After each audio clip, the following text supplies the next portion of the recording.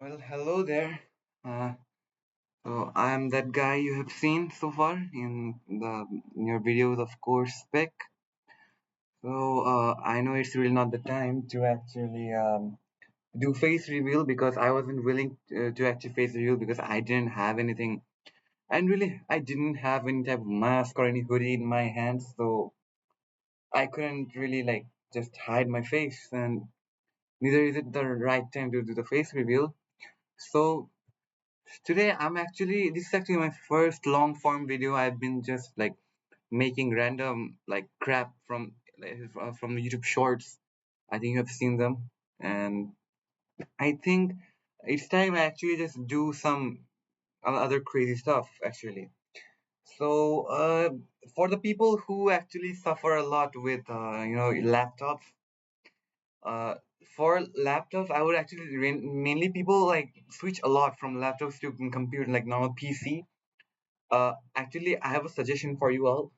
I'm actually recording this video on my HP ProBook 450G9, and for the ProBooks, the people who use ProBook is a very common laptop among the people who were in the 2020 because this is my only device I own, and I had this device since 2020, the ProBook. So now, mainly, it has been nearly like not 2020, I guess. No, this 2022. Sorry.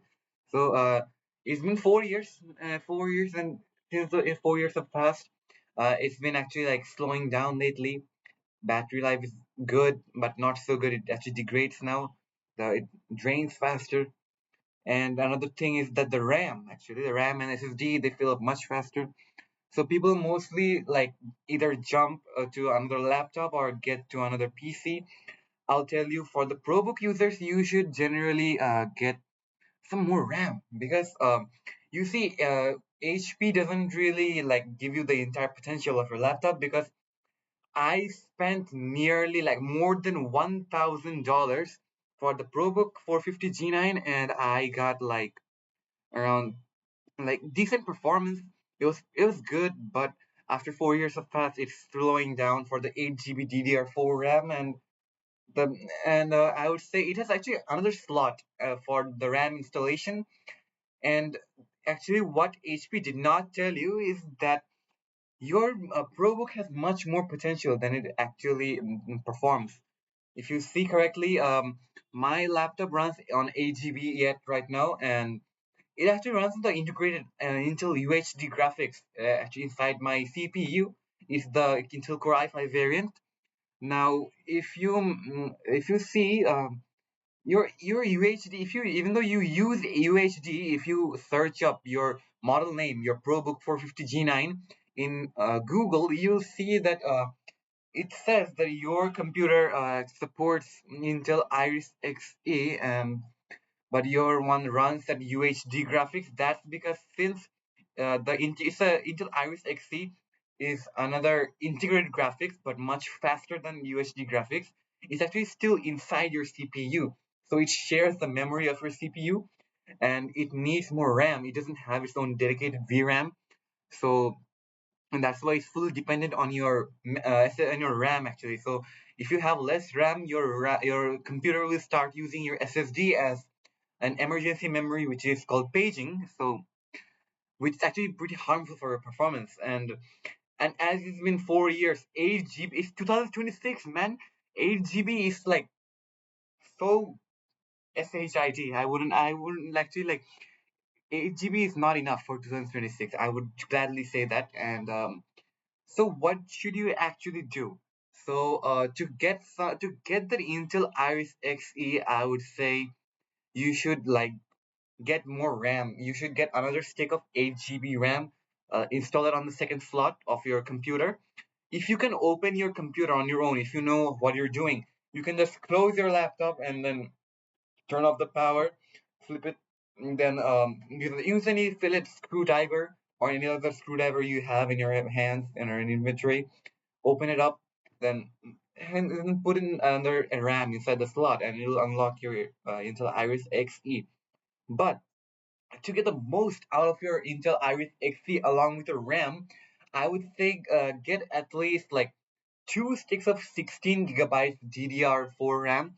That'll be meaning now if you get two sticks, you will install them in the two slots, and total you get 32 gigabytes of DDR4 memory. And with 32 gigabytes, you're actually getting dual channeling because 16 you're actually using two RAMs. So when you use two RAMs, you're getting dual channel memory, and your Intel Iris Xe needs the dual channel memory just for activation. So and getting two sticks of 8 GB RAM actually is the entry point of your Iris Xe of your for your activation. But with 16 gigabytes, you can get the most out of it actually.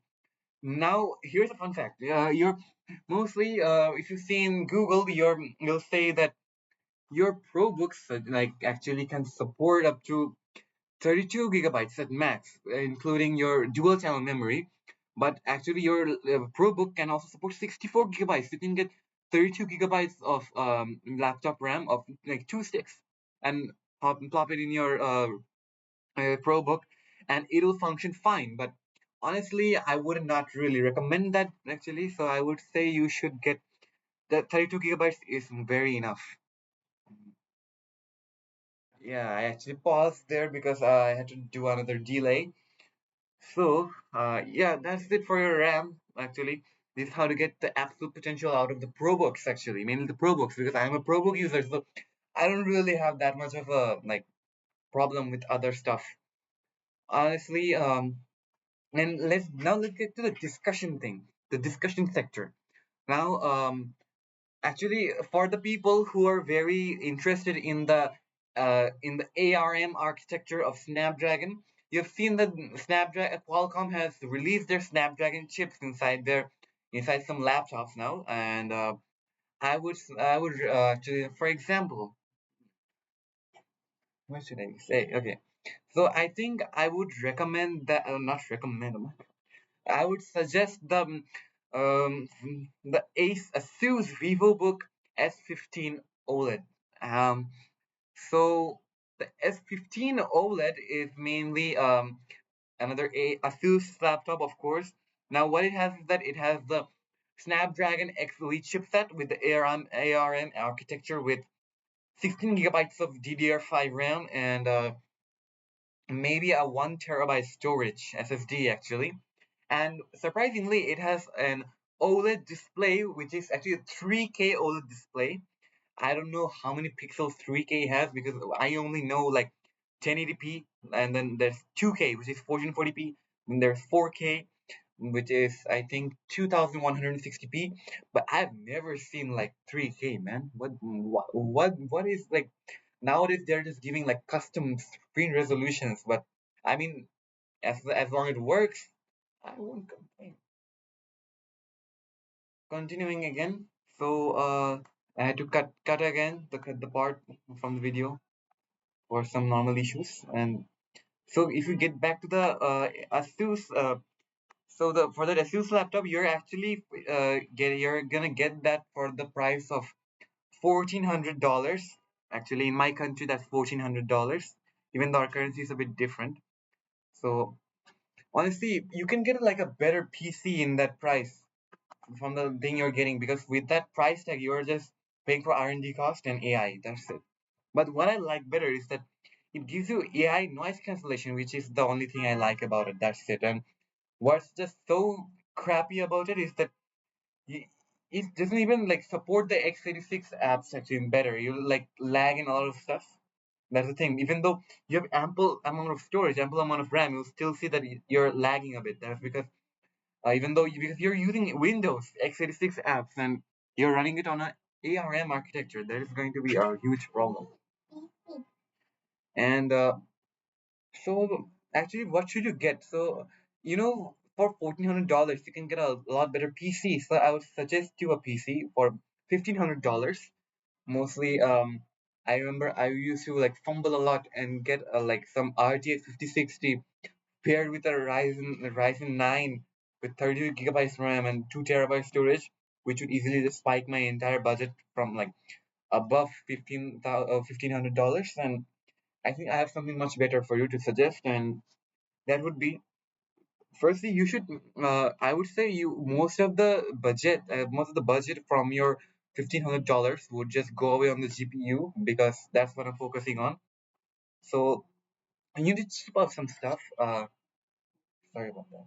So you need to cheap out some stuff. So I say you get like for the CPU, the Ryzen 5 7500F, because now if you want to now because if you can also get the Ryzen 5 7600, but Ryzen 5 7500F, Ryzen 5 7500F is basically like the 7600 but with no integrated graphics, but with the same performance and a lot cheaper.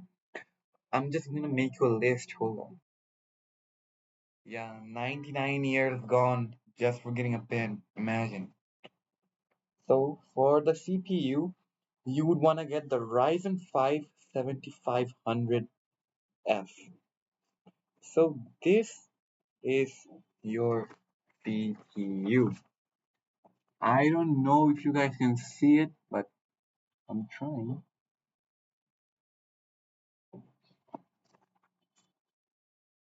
Now, what about the motherboard? So for the motherboard, if you don't generally overclock, you can get the AM5 A620 motherboards of MSI Pro, but mainly that will be under voltage, which may be harmful for your CPU. So B650 is not a bad idea, honestly, for your CPU. So I would suggest for the motherboard, MSI Pro AM5 B650. This is motherboard. Now, mostly for the motherboard, I can cut the part for the like random family issues. Anyways, okay. So for the motherboard, actually, for those who don't know, we mainly write motherboard as mobile. So those who don't know, so you learned it for the first time. So MSI Pro AM5 B650. Now, actually, yeah, actually, you can get A620, but the problem is that A620 will undervolt your CPU, which may be harmful for your CPU and can cause your entire PC or computer to actually like crash out. Actually, it may. So I generally suggest B650 for future proofing and stuff. And since it's AM5, you can just switch out your Ryzen 5 7500F and get future proofing Ryzen 7 later on in your other builds. What about the RAM? For the memory, since we're cheaping it all out, I would say just 116 gigabytes. So 116 gigabytes of DDR5 RAM, 6000. Make sure it's 6000 megahertz.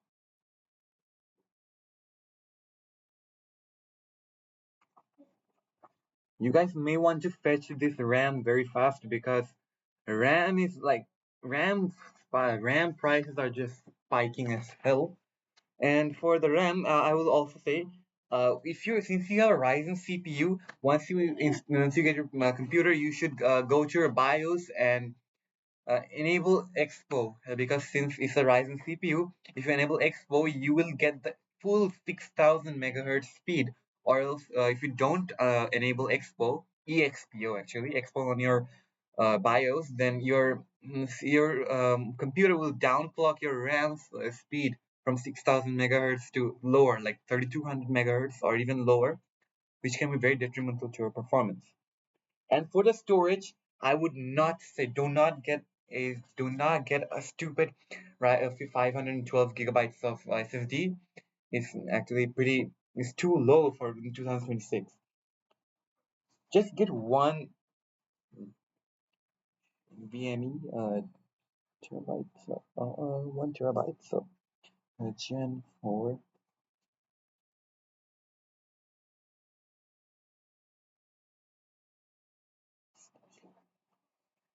So for your SSD, just 1 minute.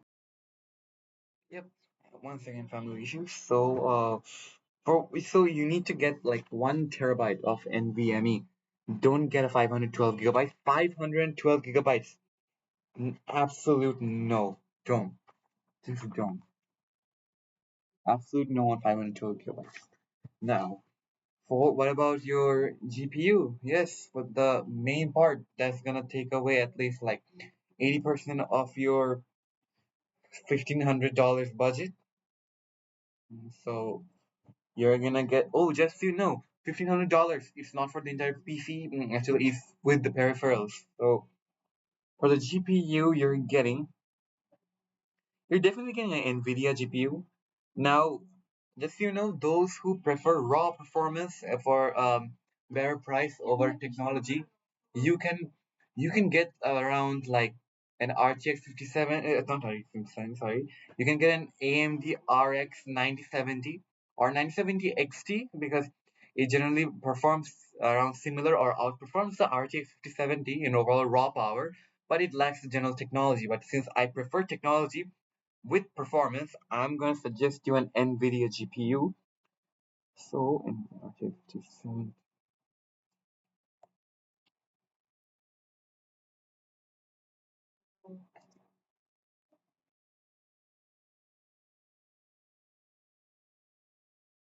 So this is your GPU.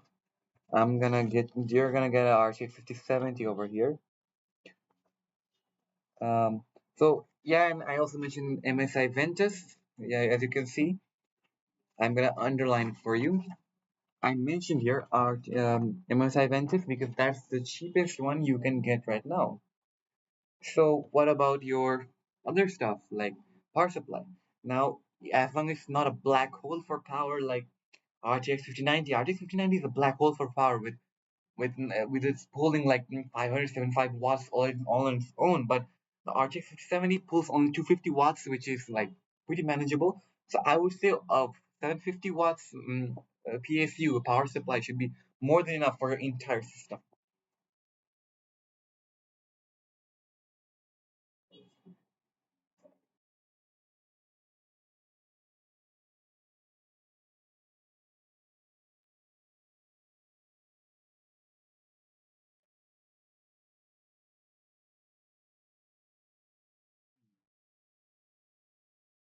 You gotta take a bit of time.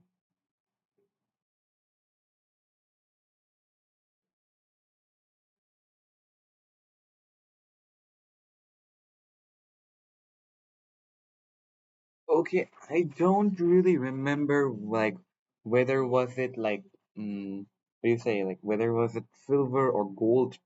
I just wrote 80 plus gold.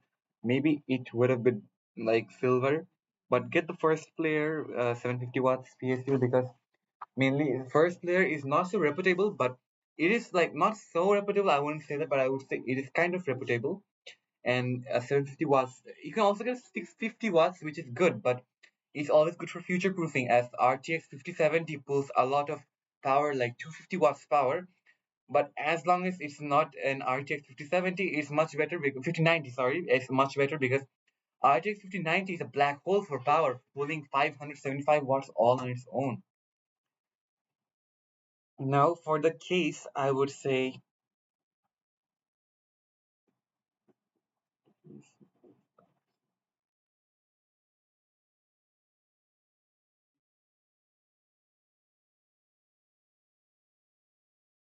no. You should get for the case for the case, you should get the Corsair 3500X. It's basically the best value you can the best value actually you can get out of your casing because a Corsair 3500X mainly comes with like pre-installed fans. So this means you won't be buying fans again for your computer for no reason. So oh, actually forgot the CPU cooler. For the CPU cooler, okay, I'm gonna just write it over here actually. You can get a deep cool one mainly. Deep cool.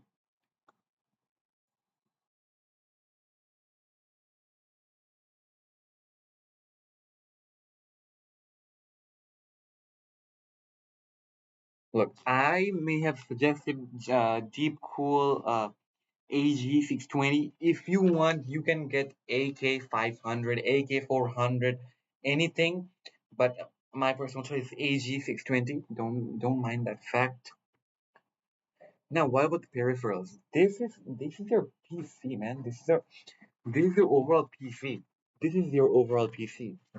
What about your peripherals? So for your peripherals, now for the monitor, for the mouse, keyboard. This is your choice. This is not nothing I can do with. For keyboard, you can get a mechanical keyboard. That's the only thing I can suggest. For the mouse, you can get any mouse, whether it's RGB, professional gamer, whatever it is. But for monitor is very important, and the best one for your budget would be Thunder Robot. Thunder Robot is not that reputable. It's mostly reputable in Asia, and you've seen a lot of videos on it as well in Asian. If you are an Asian, please comment down. You will know that it's pretty popular in Asia mostly for Thunder Robot. And for Thunder Robot, I'm actually gonna convert it to dollars from my currency. I'll tell you my nationality in other videos. That was my nationality. I'll tell you.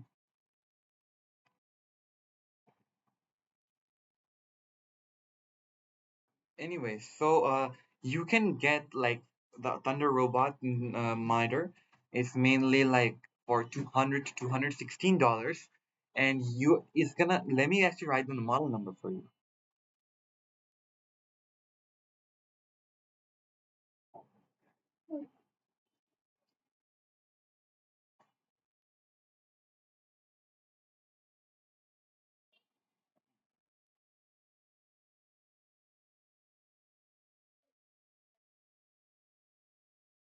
Dang, I forgot it. Oh no.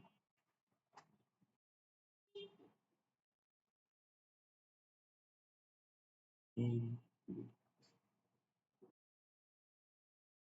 So this is your monitor. So you're gonna get this one. Thunder Robot JQ27F 180p. So what it does is that for $200 or $216 only, it's mostly $216 in my region, Asian region, but it can be $200 as well. But for the Thunder Robot JQ27F 1080p 180p, sorry, and so it's gonna give you around 180 hertz of refresh rate and 1 milliseconds of response time and a 1440p display, and you can't even get a monitor that good for like more for not even less than 300 or $400. But Thunder Robot is providing you this for just $200, so it's the best bang for your buck. Hit me with it. And for the other stuff, of course, I said, hold on,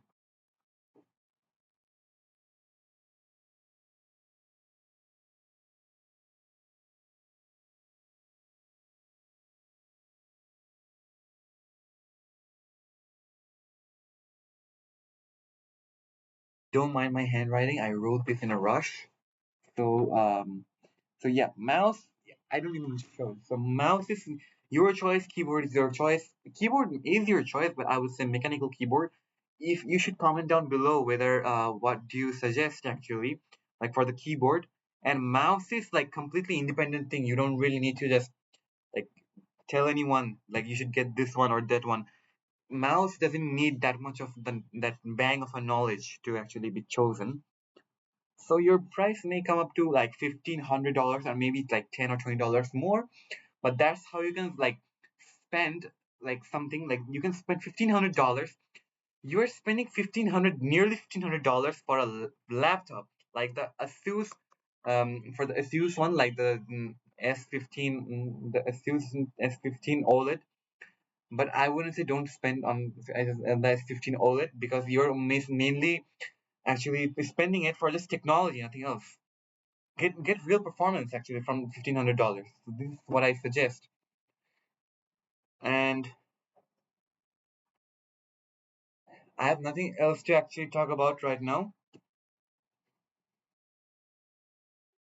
So this is it for the video, and I hope you enjoyed it. I'm trying to hit 100 subscribers in this year. I hope we can make it quick. And gaming videos, I promised that gaming videos should be on the will be on my YouTube channel Core Spec, but I say actually it'll come a lot later. Maybe even earlier, but it's a surprise. You never know someone's next move. So until then, goodbye.